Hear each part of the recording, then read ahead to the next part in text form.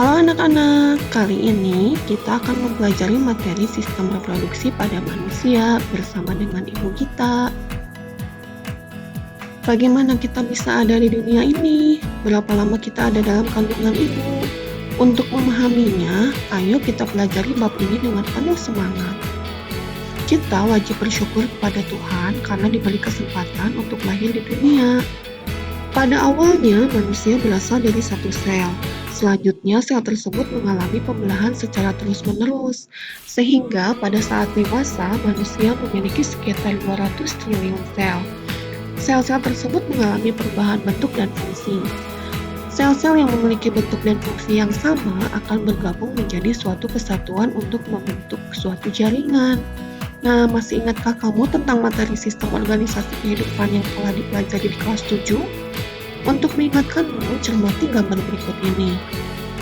Kumpulan sel yang memiliki bentuk yang sama dan memiliki fungsi yang sama akan membentuk jaringan.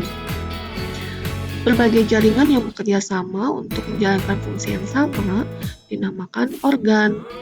Berbagai organ yang bekerja sama untuk menjalankan fungsi tertentu akan membentuk sistem organ. Dan kumpulan sistem organ yang menjalankan fungsi kehidupan akan membentuk organisme. Sekarang kamu telah mengetahui betapa teratur dan kompleksnya Tuhan menciptakan manusia. Kita wajib mengaguminya dengan berusaha menemukan jawaban keteraturan dan kompleksitas tersebut. Kita juga harus berterima kasih dan selalu menghormati orang tua, terutama ibu kita yang telah mengandung kita selama 9 bulan 10 hari, menyusui, memberi kasih sayang, mendidik, dan masih banyak lagi pengorbanan dari ibu yang tidak dapat kita hitung. Pernahkah terpikir dalam benakmu bagaimana ibu dapat mengandung? Apakah ibu dapat mengandung tanpa kehadiran ayah kita? Tentu jawabannya tidak, bukan? Ibu kita dapat mengandung karena adanya ayah. Dari pernikahan ayah dan ibu akan dihasilkan keturunan, yaitu lahirnya kamu. Ayah dan ibu dapat mempunyai keturunan karena memiliki sistem reproduksi. Tanpa sistem reproduksi ini, niscaya kita tidak dapat lahir di dunia dan umat manusia akan punah. Sebelum mempelajari sistem reproduksi, coba kamu pahami dulu materi tentang pembelahan sel ini. Sebelumnya kamu telah mengetahui bahwa pada awalnya manusia berasal dari satu sel. Akan tetapi, karena sel tersebut mengalami pembelahan, maka jumlah sel manusia pada saat dewasa sekitar 200 triliun. Nah, dapatkah kamu menyebutkan satu alasan mengapa sel dapat membelah? Betul. Ada 3 alasan mengapa sel mengalami pembelahan. Yang pertama adalah untuk pertumbuhan. Makhluk hidup dapat tumbuh karena sel-selnya bertambah banyak. Semakin banyak sel dalam suatu makhluk hidup, maka akan semakin besar ukuran makhluk hidup itu. Yang kedua, untuk perbaikan. Pernahkah kamu mengalami luka pada bagian tubuhmu? Tentu pernah, kan? Sebenarnya pada bagian tubuhmu yang mengalami luka tersebut terjadi kerusakan jaringan. Nah, perbaikan jaringan yang rusak pada tubuhmu tersebut adalah hasil dari proses pembelahan sel. Yang ketiga adalah untuk reproduksi. Pada reproduksi seksual, diperlukan sel kelamin untuk membentuk individu baru atau anakan. Proses pembentukan sel kelamin ini dilakukan dengan cara pembelahan sel.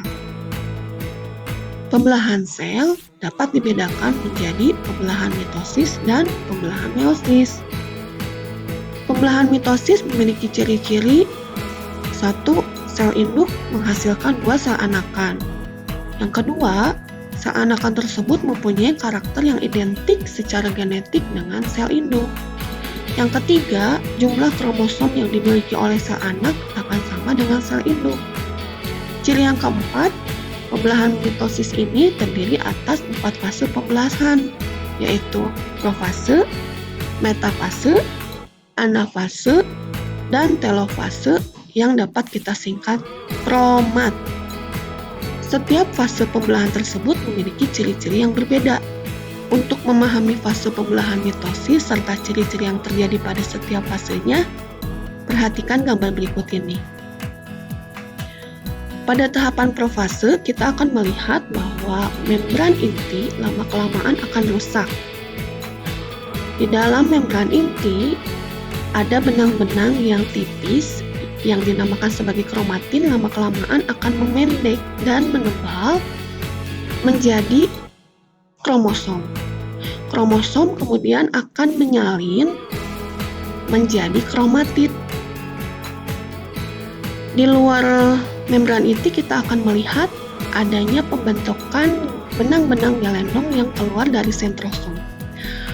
Pada fase metafase kita akan melihat kromatid akan berjejer pada bidang pembelahan.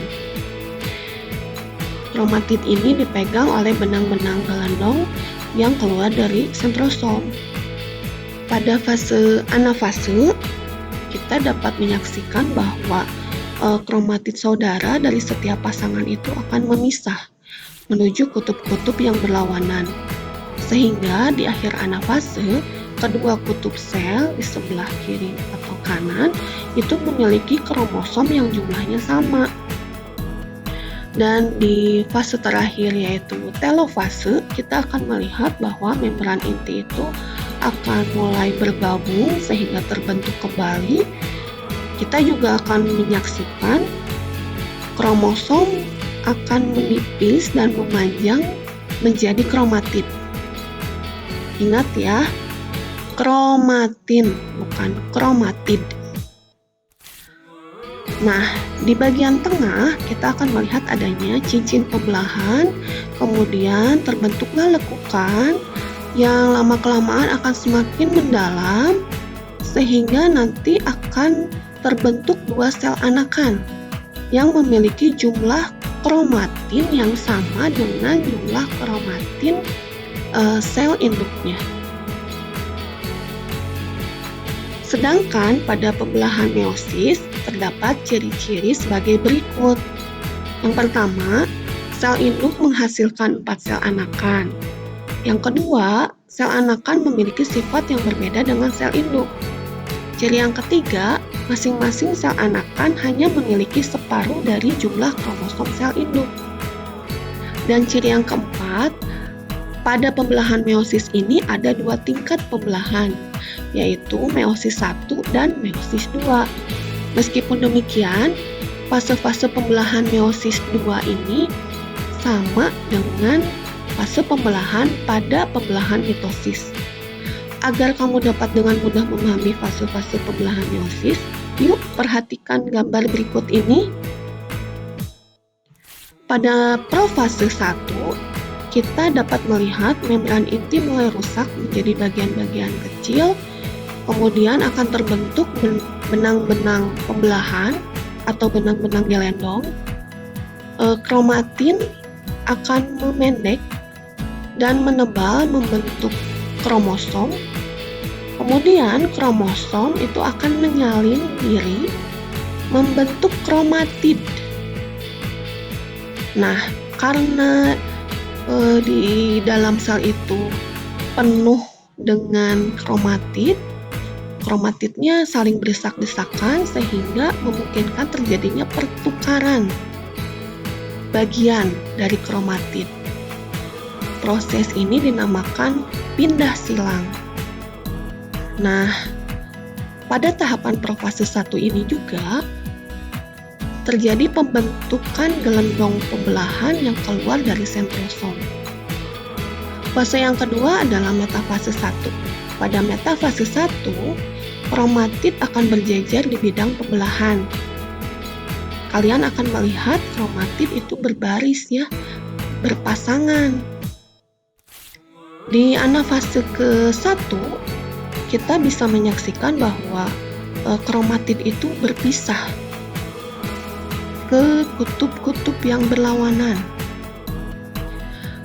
Sedangkan di telofase 1, kita bisa melihat bahwa terbentuknya lekukan yang lama-kelamaan akan semakin mendalam. Kemudian kita akan menyaksikan juga bahwa membran inti itu mulai terbentuk kembali. Dan kita akan melihat bahwa kromosom itu akan kembali menipis dan memanjang menjadi kromatin. Di telofase ini akan dihasilkan 2 sel anakan. Selanjutnya beralih ke profase 2. Pada profase 2, membran inti akan mulai rusak menjadi bagian-bagian kecil, kemudian terbentuklah gelandang pembelahan dari sentrosom. Kromatin akan menebal dan memadat menjadi kromosom. Kromosom akan menyalin diri membentuk kromatid. Di tahapan metafase kedua, kromatid akan berjejer pada bidang pembelahan sendiri-sendiri ya, sama seperti pada metafase di pembelahan mitosis. Kemudian di anafase kedua kita akan melihat bahwa kromatid itu akan memisah dan bergerak ke kutub-kutub yang berlawanan. Lalu di telofase kedua, kita bisa mengamati bahwa membran inti mulai terbentuk kembali, kemudian kromosom akan memanjang dan menipis kembali membentuk kromatin, lalu terbentuklah lekukan yang lama-kelamaan akan semakin dalam sehingga terbentuklah 4 sel anakan. Nah, untuk memperdalam pemahamanmu tentang pembelahan mitosis dan meiosis, maka kamu bisa mengisi kegiatan di LKPD 1 yang akan diberikan oleh gurumu. Oke, sekian yang dapat Bu Gita sampaikan. Semoga dapat dipahami oleh kalian semuanya. Jangan lupa like dan subscribe channel Bu Gita ya. Terima kasih.